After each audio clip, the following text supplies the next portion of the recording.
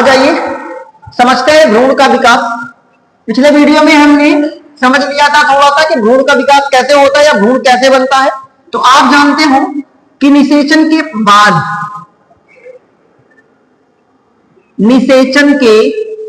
बाद क्या होता है।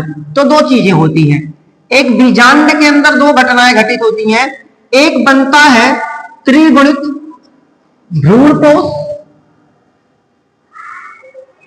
और दूसरा क्या बनता है, द्विगुणित भ्रूण। ठीक है। अब देखो जो भ्रूण होता है वो दो तरीके का होता है। भ्रूणोद्भव यानी कि युग्मनज से भ्रूण के बनने की प्रक्रिया को क्या कहते हैं, भ्रूणोद्भव कहते हैं। और हम जानते हैं जो पौधे होते हैं वो दो तरीके के होते हैं, एक होता है एक बीज पत्री और दूसरा होता है द्विबीजपत्री। यानी कि जो पादप होते हैं वो दो तरीके के होते हैं, एक होता है एक बीजपत्री और एक होता है द्विबीजपत्री। चाहे हम बात करें एक बीजपत्री भ्रूण की, चाहे हम बात करें द्विबीजपत्री या एक बीजपत्री, दोनों भ्रूण का विकास लगभग समान होता है। लास्ट में दोनों में कुछ चेंजेस हो जाते हैं। वही हमें समझना है कि किस तरीके से द्विबीजपत्री भ्रूण का विकास होता है और किस तरीके से एक बीजपत्री भ्रूण का विकास होता है। तो अब शुरू करते हैं हम। सबसे पहले हम किसके बारे में पढ़ेंगे, द्विबीजपत्री, क्योंकि ये बार बार पूछा जाता है। तो द्विबीजपत्री भ्रूण का विकास आराम से समझिएगा, टाइम लगेगा और थोड़ा सा बर्डन बनेगा, लेकिन रिलैक्स होकर समझिएगा। द्विबीजपत्री भ्रूण का विकास कैसे होता है, इसके बारे में किसने खोजा था, तो इसके बारे में खोजा था जिन्होंने, उनका नाम क्या था, उनका नाम था मेन्स्टीन। यहां से सवाल बनेंगे कि द्विबीजपत्री भ्रूण के विकास का अध्ययन किसने किया था, मेन्स्टीन ने किया था। कब किया था, 1935 में किया था। किसने किया था, मेन्स्टीन ने। पादप का नाम क्या था, तो पादप का नाम, ये इंपॉर्टेंट है, किसने किया था ये इंपॉर्टेंट है, और द्विबीजपत्री भ्रूण का विकास अपने आप में खुद इंपॉर्टेंट है। पादप का नाम क्या था, कैप्सेला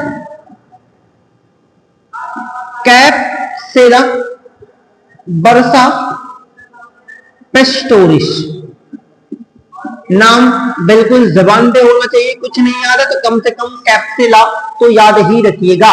द्विबीजपत्री भ्रूण के विकास का अध्ययन किसने किया था, मेन्स्टीन ने किया था 1935 में। किस पादप के ऊपर किया था, तो उस पादप का नाम क्या होता है, उस पादप का नाम होता है कैप्सेला बर्सा पेस्टोरिस। अब देखो ना केवल कैप्सेला, अभी जो हम पढ़ेंगे ये केवल कैप्सेला में नहीं होता है, बल्कि जो द्विबीजपत्री पादप हैं, द्विबीजपत्री अधिकांश पादपों में इस तरह का भ्रूणोद्भव पाया जाता है। किस तरीके का, जैसा कैप्सेला बर्सा पेस्टोरिस में जिस प्रकार के भ्रूण का विकास होता है, ठीक उसी तरीके का विकास जो होता है वो जितने द्विबीजपत्री पादप होते हैं सब में पाया जाता है। तो शुरू करते हैं अब जबरदस्त टॉपिक, किस तरीके से द्विबीजपत्री भ्रूण का विकास होता है। तो यहां पहले समझ लेते हैं थोड़ा सा, ऐसा कुछ होता है, ये यहां ऊपर होता है हमारा त्रिगुणित, इसका नाम क्या होता है, इसका नाम होता है भ्रूणपोष। और यहां एक द्विगुणित संरचना होती है बीजांड द्वार की तरफ, इसका नाम क्या होता है, भ्रूण। यहां तक हम जानते हैं पहले से। अब हमें क्या समझना है कि किस तरीके से ये आगे विकसित होकर, डेवलप होकर किसका निर्माण करेगा, भ्रूण का निर्माण करेगा। भ्रूण कैसे बनेगा, तो देखो कैसे बनता है, तो स्टेप बाय स्टेप समझा रहा हूं मैं, आराम से समझिए। ये समझना, अच्छा इसे जानने से पहले दो विभाजन जानिएगा। एक विभाजन होता है अपनत और एक विभाजन होता है परिणत। क्यों इसके बारे में हम बात कर रहे हैं? क्योंकि आप जब इसको समझेंगे तो ये इनको जानना बेहद जरूरी है। अपनत को हम क्या कह सकते हैं? अपनत को हम कह सकते हैं क्षैतिज विभाजन और परिणत को हम क्या कहेंगे? गोलाकार विभाजन। बस यही से अब आपकी शुरुआत होती है द्विबीजपत्री भ्रूण के विकास की। किसने खोजा? मेस्टिन ने। किसने खोजा? कैप्सुला बर्सा पेस्टोरिस। कब खोजा? 1935 में। आ जाते हैं तो देखिए, एक भ्रूण कुछ यूं होता है, जो संरचना मैंने यहां बनाया, यहां पाई जाती है ऊपर। यहां पे अब फिगर को थोड़ा सा उल्टा करेंगे समझने के लिए। यहां पे पाया जाता है 2n, जो क्या होता है? यहां होता है भ्रूण। और यहां क्या होता है? यहां होता है 3n, क्या होता है? भ्रूण कोश। ये हम जानते हैं। अब क्या होना है? देखिए, अभी कुछ समय तक जो भ्रूण होता है वो ऐसे ही रहता है। कुछ समय तक जो भ्रूण है ये ऐसे रहता है, लेकिन इसमें क्या होता है? आगे जो ये भ्रूण कोश होता है, इसमें क्या होता है? इसमें विभाजन होता है। विभाजन कैसा होता है? अपनत होता है। फलस्वरूप दो कोशिकाओं का निर्माण हुआ, ऐसा कुछ। ये भ्रूण अभी भी अपनी जगह पड़ा हुआ है 2n। अब एक एक चीज आराम से समझते चलिएगा, क्योंकि ये बड़ा लंबा फिगर बनने वाला है। सारी कहानी फिगर की ही है। समझ गए तो बहुत बढ़िया। समझेंगे इसमें बेटा विभाजन नहीं होता, ये ऐसे ही पड़ता है। इसमें विभाजन होता है भ्रूण कोश में, दो कोशिकाएं बनती है। फिर बाद में ऊपर भी एक बार क्या होता है? अपनत विभाजन होता है, ऊर्ध्वाधर विभाजन होता है। तो ये संरचना कुछ ऐसी बन जाती है। ये तो दो पहले से थी। अब ये जो भ्रूण है, इसमें एक बार ऐसे विभाजन होता है और दो कोशिकाओं का निर्माण हो जाता है। इस अवस्था को हम क्या कहते हैं? इसे हम कहते हैं टी शेप स्टेज या टी अवस्था। क्यों? क्योंकि इस दौरान जो आपको ये भ्रूण देखने को मिलेगा वो कैसा दिखेगा? टी आकार का दिखेगा। इसीलिए इसका नाम क्या हो जाता है? T shape stage. यहां पे कोशिकाएं हैं। अब देखिए आगे ऊपर क्या होगा इसके बाद। अब ये जो संरचना है, फिगर आराम से समझिएगा, कुछ मैं अलग नहीं बताऊंगा, एकदम बेसिक कॉन्सेप्ट एक एक फिगर मैं आपको दे रहा हूं, ताकि बिल्कुल ना लगे कि हो क्या रहा है। अब देखिए, जो नीचे की कोशिकाएं हैं इनमें, अच्छा यहां एक चीज हमने मिस किया, ऊपर की कोशिका जब विभाजन होगा, ऊपर की कोशिका को हम भ्रूणीय कोशिका कहते हैं। ऊपर की कोशिका को हम क्या कहते हैं? भ्रूणीय कोशिका। और नीचे की कोशिका को निलंबक या फिर हम आधारी कोशिका के नाम से जानते हैं। ऊपर की कोशिका का नाम भ्रूणीय कोशिका, जो कि आगे चल के है ना बीज का निर्माण करेगी, भ्रूण का निर्माण करेगी, मूलांकुर प्रांकुर का निर्माण करेगी। कैसे करेगी वो हम समझेंगे, लेकिन जो निलंबक होता है वो उसे पोषण देने का काम करता है। अब ये जो निलंबक का काम होता है, ये भ्रूण को धक्का देता है ताकि भ्रूण नीचे ना आए, और भ्रूण को पोषण देने का काम भी कौन करता है? निलंबक करता है। तो ये नीचे जितना विभाजन होगा सब निलंबक, ऊपर जो विभाजन होगा वो पूरा क्या कह जाएगा? भ्रूणीय कोशिका है वो। अब देखिए, विभाजन होगा नीचे कुछ ऐसा और ऊपर हमें कुछ ऐसा देखने को मिलेगा। अब नीचे इसमें एक बार फिर विभाजन होगा परिणत, तो कितनी कोशिकाओं का निर्माण हो जाएगा? 4। कितनी कोशिकाएं ऊपर बनेंगी? 4। अब नीचे भी ये विभाजन होगा, तो ये जो भ्रूण है ये कुछ ऐसा देखने को मिल जाएगा, क्योंकि ये 4 कोशिकाएं ऊपर बन गई। इसके नीचे बार बार विभाजन हुआ, इसके नीचे क्या हुआ? इसके नीचे बार बार अपनत परिणत विभाजन हुआ। फलस्वरूप कितनी कोशिकाओं का निर्माण हुआ? फलस्वरूप 6 से 10 कोशिकाओं का निर्माण हुआ। याद रखिएगा, कितनी कोशिकाओं का निर्माण हुआ? 6 से 10 कोशिकाओं का निर्माण हुआ। तो 6 से 10, तो 1 2 3 4 5 6 7 8 9 और ये 10। कितनी कोशिकाओं का निर्माण हुआ? 6 से 10 कोशिकाओं का निर्माण हुआ। यहां से लेके यहां तक की पूरी कोशिका का नाम क्या होता है? पूरी कोशिका का नाम क्या होता है बेटा? निलंबक। और ऊपर की पूरी कोशिका का नाम क्या कहलाता है? भ्रूणीय कोशिका कहलाते हैं। यहां तक समझ आया? अब क्या होगा? अब इसमें भी विभाजन होगा, इस कोशिका में फिर विभाजन होगा। इसमें कौन सा विभाजन होगा? अब इसमें विभाजन होगा कौन सा? परिणत। इसमें कौन सा विभाजन होगा? परिणत माने गोलाकार। परिणत माने कौन सा? गोलाकार। तो ये फिगर कुछ कैसा बन जाएगा? अब देखो, ये संरचना पहले से है, ये पहले से थी, अब इसमें एक बार गोलाकार विभाजन होगा तो क्या हो जाएगा? एक ऐसी परत बन जाएगी और कुछ इतनी कोशिकाएं क्या हो जाएंगी? बन जाएंगी। कितनी कोशिकाएं बन गई? 8 कोशिकाएं बन जाएंगी। और नीचे कितने? 6 से 10 क्या पाए जाएंगे? 6 से 10 क्या पाया जाएगा? निलंबक पाया जाएगा। निलंबक की संख्या कितनी होती है? तो अभी मैंने बता दिया, निलंबक की संख्या कितनी होती है? 6 से 10 कोशिकाओं का निर्माण होता है, तो निलंबक की 6 से 10 कोशिकाएं पाई जाती हैं। अब नीचे की आराम से समझिए, बिल्कुल आराम से समझिए। नीचे की, ये जो भ्रूणीय कोशिका के नीचे की जो कोशिका होती है, इसका नाम क्या होता है? इसका नाम होता है अधःस्थितिका। इसका नाम क्या होता है? अधःस्थितिका। क्या नाम होता है? अधःस्थितिका। याद रखो, ये पूरे के पूरे निलंबक है। ये भ्रूण को क्या करते हैं? दबाव देते हैं और भ्रूण को पोषण देने का काम करते हैं। जैसे जैसे भ्रूण बड़ा होगा वैसे वैसे निलंबक धीरे धीरे क्या हो जाएंगे? नष्ट हो जाएंगे। अब देखो, ये कोशिका अधःस्थितिका। अब आपने अगर देखा, ये ऊपर की 4 कोशिकाएं, ये नीचे की 4 कोशिकाएं, तो अधःस्थितिका के पास जो 4 कोशिकाएं होती हैं, इनका नाम क्या होता है? ये 4 कोशिकाएं, 1 2 3 और ये 4, इनका नाम क्या होता है?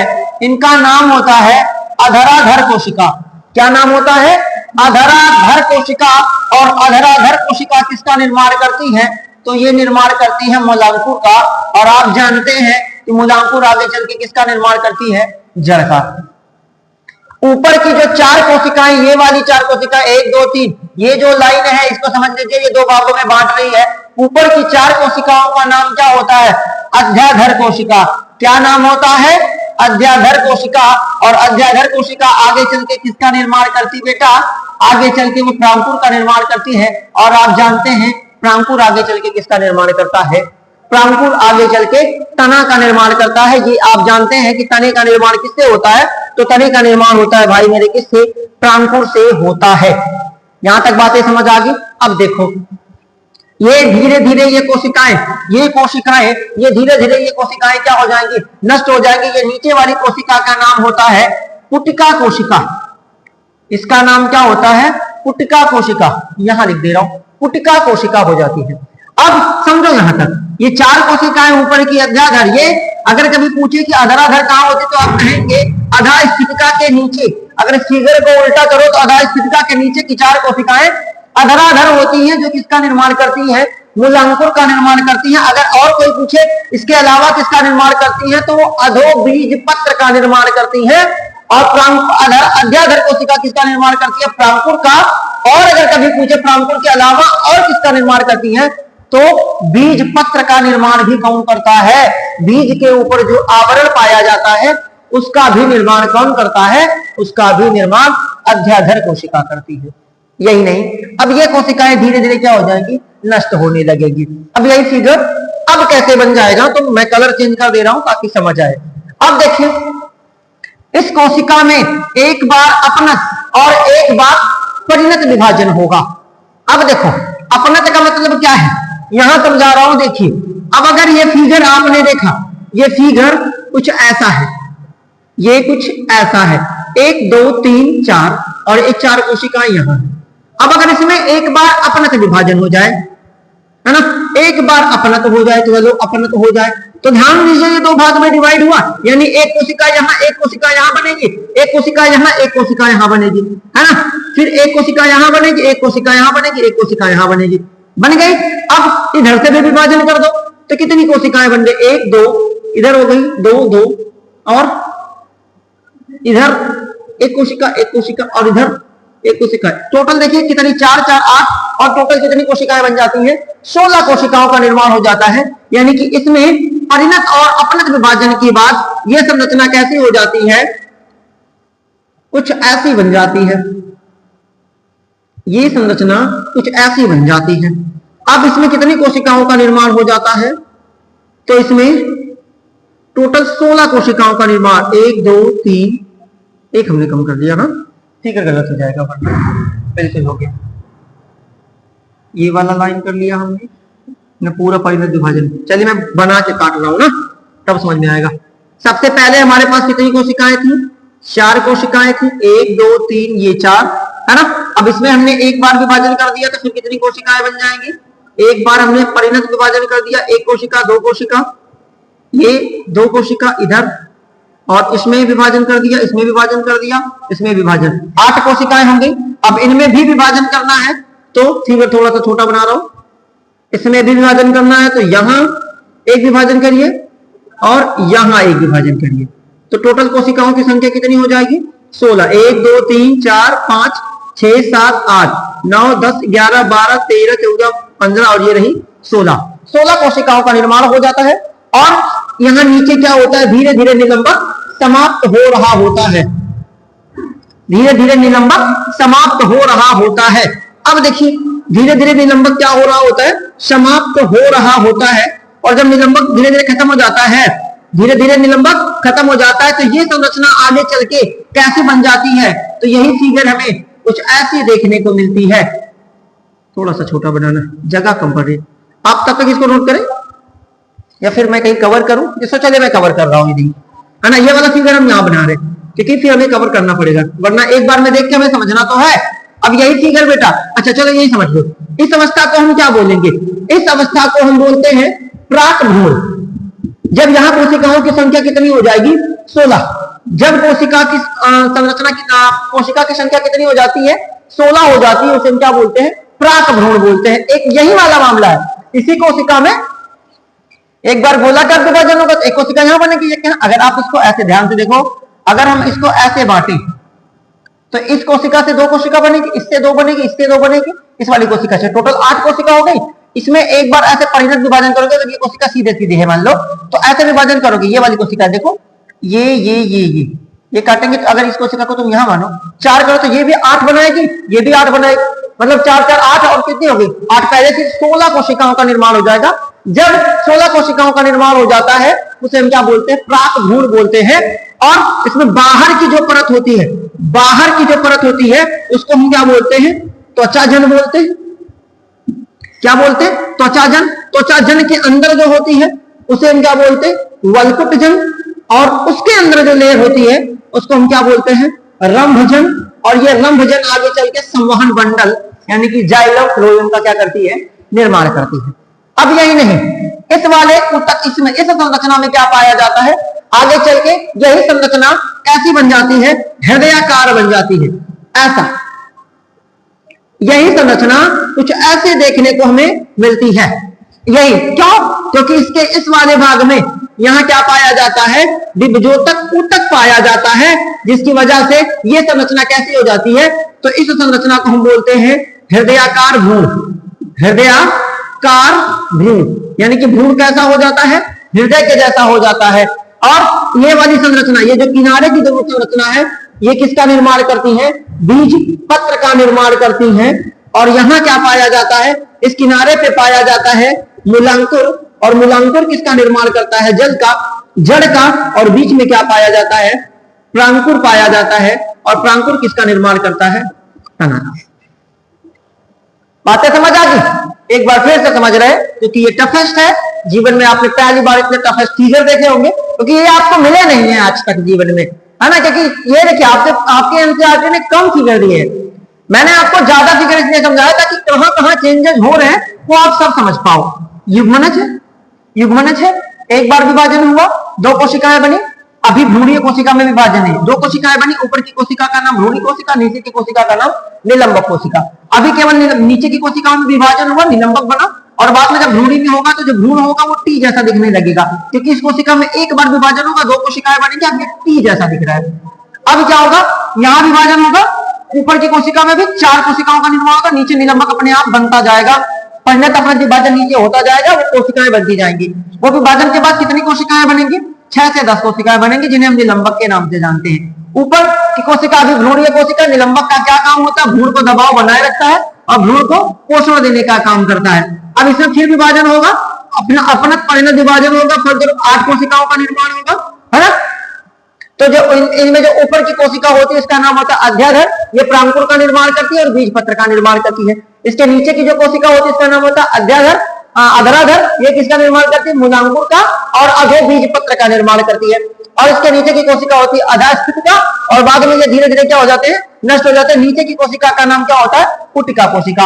अब आगे यही विभाजन होता है, बार बार विभाजन के बाद परिणत अपने विभाजन के बाद कितनी कोशिकाओं का निर्माण होता है?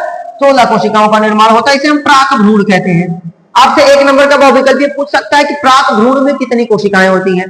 तो कितनी होती है? 16 होती हैं। इसके बाहर की जो परत बनती है उसका नाम कचाजन, उसके अंदर का नाम क्या होता है? वल्कुटजन, उसके अंदर का नाम क्या होता है? रंभजन, जो कि संवहन मंडल का निर्माण करता है। बाद में ये निलंबक क्या हो जाते हैं? नष्ट हो जाते हैं। अब इसमें बहुत तेजी से विभाजन होता है, तो जो भ्रूण होता है वो हृदय जैसा बन जाता है। इसको आप पूरा भर दीजिएगा, ऐसा नहीं कि मैंने ऐसे बना दिया तो आपने ऐसे ही कर देना है, नहीं, आप इसको पूरा भर दीजिए।